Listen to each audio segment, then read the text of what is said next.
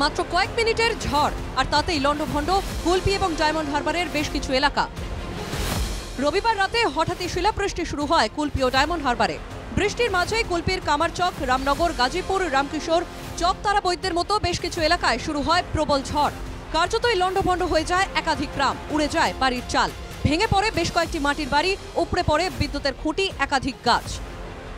প্রচুর ঝড় হয়েছে, আমরা বাচ্চা কাচ্চা নিয়ে একদম থাকতে পারিনি। 3 কামরা ঘর বাড়িতে একদম ভেঙে গিয়েছে, আর বাচ্চাকে নিয়ে থাকতে পারি না, অন্য বাড়িতে থেকেছি, 1 হাঁটু করে জল বেঁধে গিয়েছে।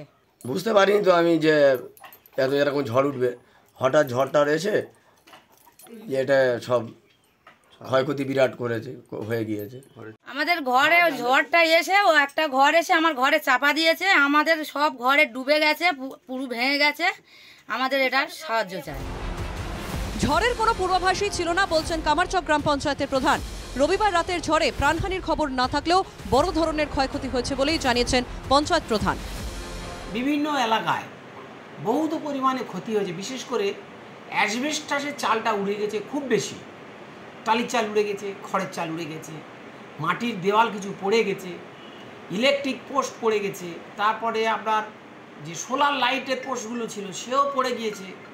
এটা বেশ ভালো ক্ষতি হয়ে গেছে। সোমবার সকাল থেকেই পঞ্চায়েতের তরফে মানুষকে সাহায্য শুরু হয়েছে।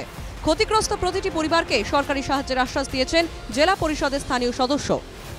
যা তোমাদের হাতে ছিল ত্রিপল আমরা দিয়ে আপাতত সাহায্য করছি সামান্য কিছু।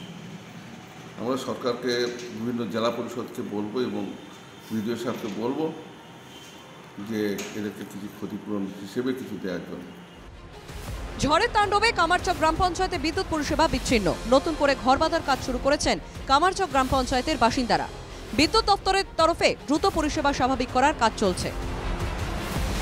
Bureau report, NKTV Bangla.